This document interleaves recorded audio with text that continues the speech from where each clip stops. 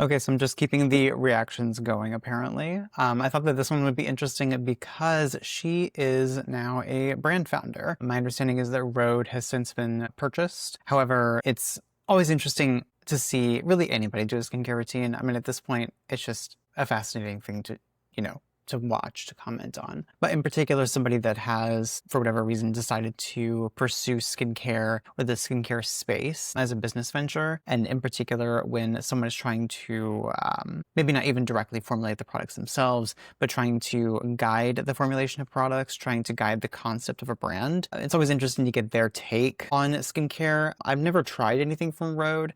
I've been particularly interested in the glazing milk. I've heard really good things about that. And I mean, who doesn't love it? Like a milky toner type thing. But I've never really paid much attention to her as a person, like as a celebrity. So I thought that this would be interesting. Rhode is, as far as celebrity lines have gone, has been very successful. So I would be very curious to know what it is that she has to say about skincare more broadly. This is a Vogue video, so I think they generally will do makeup in these as well. I'm not really going to bother commenting on any of that. So we're really just going to stick to the skincare piece because that's all I'm really, frankly, equipped to comment on. But I thought this would be interesting. Can I get a sense of what her take is on morning skincare? Again, I mean, I haven't used her products myself, but being able to create products and then being able to effectively speak to skincare and direct people on how to use skincare, those are not necessarily the same thing. And that's not to say that she is going to get anything wrong. I really don't know. But again, it's interesting because you have so many different levels to the skincare space, not even levels, but just different perspectives. You have brand founders, you have formulators, you have estheticians, dermatologists, plastic surgeons.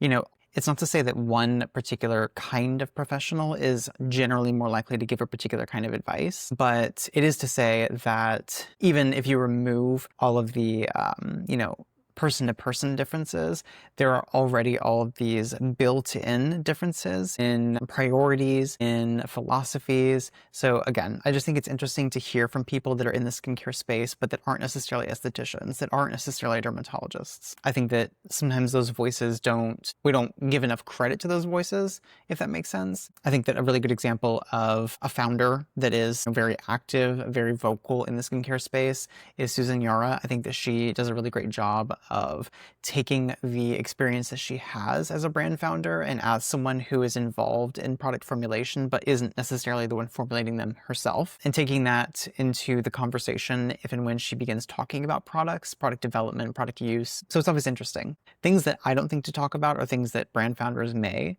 and vice versa. The same with any other type of professional within the skincare space. There's just always something unique and interesting that they can bring to the table. So we'll see what she has to say. Yeah, I'm really curious. Hello, it's Hailey, and I'm going to be showing you guys my everyday morning routine and go-to look. So in terms of my skincare, I like to keep it super, super simple in the daytime. I feel like nighttime is more so where I'm slathered and lathered and glazed and baking so that I can wake up in the morning and not have to do much. I don't usually wash my face in the morning. I will get up, I'll rinse it with water. I will use a tongue scraper, brush my teeth, oil pulling. That's kind of like my morning ritual that I do. So what I'd like to start with, I think it's an interesting point that she says basically that she really loads most of her skincare into the evening routine so that she can get away with doing less in the morning. And I think that that's, you know, a valid approach. A lot of people, like myself included, will use retinoids, for example, in the evening. And retinoids, they're able to effectively do a lot of the things that you might be using, you know, vitamin C for in the morning, whether you might be using a peptide-based product in the morning for, you know, like if you're trying to address fine lines and wrinkles, pigmentation, breakouts, like these are all things that you could technically be targeting with an individual active or a particular product in the morning,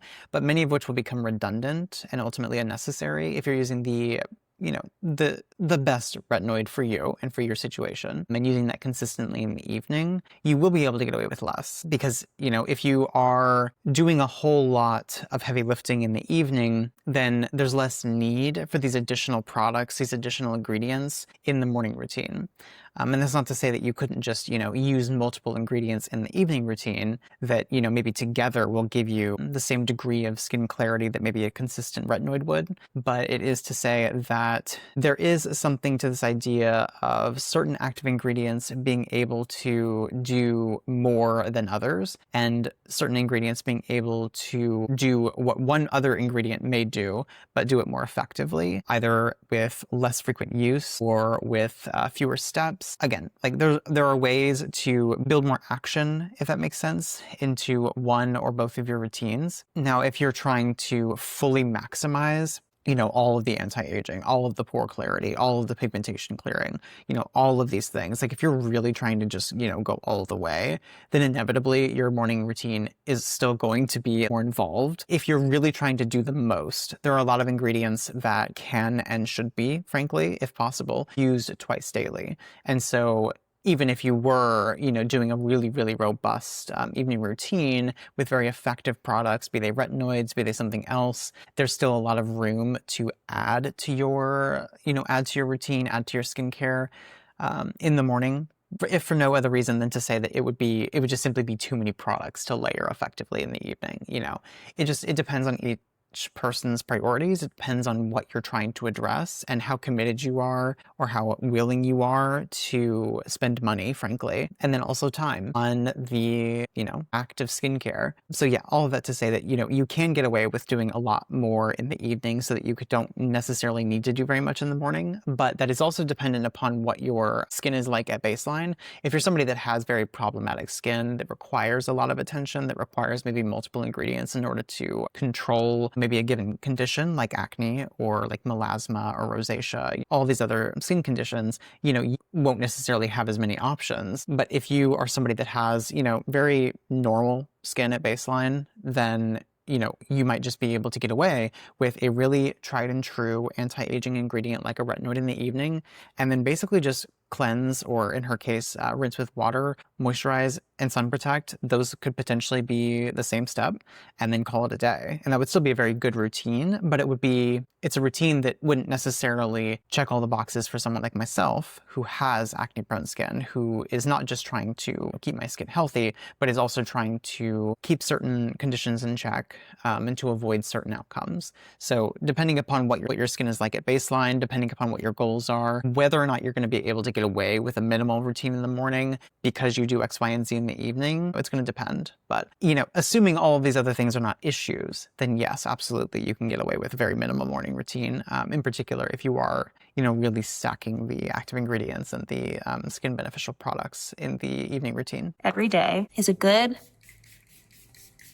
facial spray. And sometimes So she doesn't show it, but I'm assuming she's already rinsed her face with water, although her hair looks completely dry. So I don't know if she just didn't do that or if that's the water that she's talking about. Yeah. Really busy in the morning, running out the door, rushing out, up with my son, I will literally just spray my face and I'll walk out the door. And the next step is our road glazing milk. I love the glazing milk. I've talked about it a million times. I couldn't say enough things about it. I use it in the morning, at night, as makeup prep. I use it mixed with my foundation to kind of sheer out the foundation, give your skin this really beautiful, luminous second skin kind of a look. It's just such a staple for me, and I really could not live without it. I found that since becoming a mom, I'm gravitating towards things and looking for more things that make my routine a lot easier and a lot simpler. And now sunscreen. I love sunscreen that's really hydrating, that's going to also make your skin glowy. Typically gravitate towards like milkier sunscreens or like a really nice tinted sunscreen. I feel like finding the right sunscreen just takes trial and error, because one of the things that breaks me out the most is sunscreen. Whenever I go to Paris or I go to Europe, I love to go to the pharmacy and like raid the sun care section, because I just think the sunscreens from Europe are so much better than in the US. They're my favorite. And this one I got at the pharmacy when I was in Paris the last time, and I'm obsessed with it, and I wish that I bought 5. When I have leftover, I rub it on my hands, because when you're driving and it's sunny, I just feel like your hands get the brunt of aging. I'm not somebody who really likes to wear makeup a lot in the daytime. I keep things very, very, very simple. So usually just do. So I guess that was her skincare routine. Let me just double check here. Makeup, blush, freckles, lips. Yeah, that was her skincare routine. So generally, you would expect that somebody would be kind of similar to Taylor Perez from the previous video that I did. You know, he'd been a model for 15 years, acting for 10, and so what his explanation was is that, you know, because he's been doing these things that leave him very, very often in the sight of a camera, that, you know, his complexion was something that he felt like he had to really maintain, which, you know, might just be a reflection of the fact that he is a little bit more acne prone. I mean, he had a couple spots that he was trying to address with some spot treatments. She has very clear skin. She may not struggle with acne. I don't really know if she's if she's ever spoken about having any particular skin concerns, but her routine as it was, I mean, is totally fine. Is totally fine. She has the sunscreen in there, which for a morning routine is what is most important. I like that she said that she would rinse her face with water. If she didn't mean like actually rinsing your face and she really just meant like dampening your skin, like with something like a facial mist, I would say that I would generally recommend that people do at least rinse with water, whether that is just, you know, like a straight rinse like over the sink, or if that is like taking a damp washcloth. That would actually be my preference. As somebody that tends to be a little bit more oily combination, you know, like I'm gonna wake up in the morning and I'm gonna feel like there's something on my skin that needs to be removed. So even if that wasn't going to be, you know, a proper cleanse with an actual cleansing product, I would probably aim to use at least a damp washcloth so that I could get at least a little bit of that mechanical cleansing, even if I'm not using an actual product. So that, I mean, I think most days would technically be sufficient for me. I mean, the reason that I still opt for a standard cleanse is because I tend to shower in the morning anyway. And then, you know, between the hair and the body and, you know, all the things, I just kind of feel better if I can go in at the end of that routine with a dedicated cleansing step. And so my skin feels very, you know, prepped for the routine that's going to follow. And generally speaking, I do have more steps in my routine in the morning than she does. I generally have a vitamin C product. I generally have my azelaic acid. I generally have a moisturizer separate from my sunscreen, because I generally find that my skin, because of all the things that I use, all the active ingredients that I use, can be a little bit sensitive. Not because I'm sensitive at baseline really, but because, you know, if you're pushing your skin very hard, very consistently, at a certain point, like you reach a threshold. And so your skin really cannot cope with much more without, you know, displaying some additional sensitivity. So all of that to say, I think that a routine like hers is more than appropriate for somebody that, again, has a very, very normal, very, you know, uncomplicated, very unproblematic skin. A routine like this is actually fantastic. The mist, you don't actually get to see what the mist is, but using a facial mist is totally fine. I really like using a facial mist, like following cleansing. I wouldn't use one as a cleansing step in and of itself. I know some people treat toners still almost like as a secondary cleansing step. I don't really conceive of them that way. I think that that's kind of like it's kind of an outdated approach. My expectation would be that your skin is fully cleansed after you finish using your cleanser, or if you're using water rinse after you're rinsing with water. I do not expect my toner to add any kind of cleansing action to my routine. I expect my toner to hydrate the skin, potentially deliver some beneficial ingredients like antioxidants, maybe some skin soothing ingredients, and then maybe if I'm trying to be a little bit more active, then maybe it's, you know, an exfoliating toner, like a glycolic acid solution. But no, I don't generally consider the toner or the application of the toner, like using a cotton pad, for example. I don't consider any of those to be part of my cleansing routine.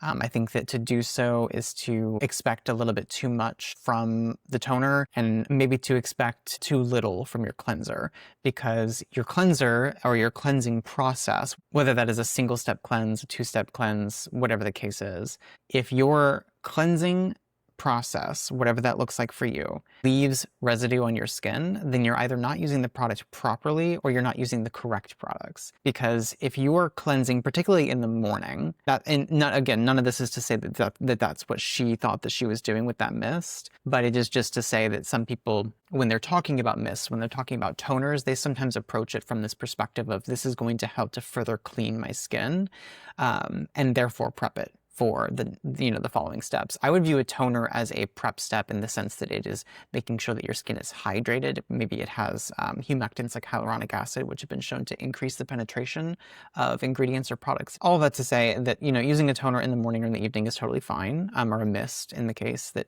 in this case. I just think that it's important to note that they should not be considered cleansers. They should not be considered products that are required to rebalance your pH following cleansing. If you need a toner, a product, anything like that to restore your skin following a cleansing process, then you're probably not using a very good cleanser, or at the very least, you're not using the cleanser that's best for you. If your skin feels super tight after cleansing and you feel like you need to use something like a toner or something like that to compensate, that's a problem. That cleanser is probably a bit too harsh for you. But yeah, all that to say that the toner is totally fine and facial mist is totally fine. Following with something like a hydrating serum or moisturizer. The glazing milk, because it is not a straight toner, it does have that more milky texture to it. It is kind of acting like a lightweight lotion, basically, or lightweight moisturizer. And so in this routine, she doesn't need a separate moisturizer because presumably her skin is not extremely dry. If it was, she probably would have wanted to layer a true moisturizer on top of the glazing milk prior to applying her sunscreen. That apparently was not the case. But yeah, I mean, I think this is a fantastic routine. The only thing that I maybe would have done differently is, you know, if she didn't actually do it, do a proper water rinse, whether that's just splashing water on the face over the sink or taking a damp washcloth and, you know, gently wiping the face, then go in with her facial mist, then go in with the glazing milk, and then I would probably follow with an azelaic acid product of some sort, the Naturium azelaic acid emulsion. I talk about it all the time. People are probably sick of me talking about it, but azelaic acid in general is just so helpful for so many people for so many reasons. It is brightening, it is antioxidant, it helps to maintain pore clarity, it helps to reduce skin sensitivity, it helps to combat redness. It does so many things, and it is so easy to work into your routine when the product format is right, that it just does so much. I mean, and if it's not azelaic acid, then I would say something like a vitamin C, some kind of antioxidant product, I think is very helpful in the morning, particularly if you are wanting to, you know, do a lot of the regenerative work in the evening.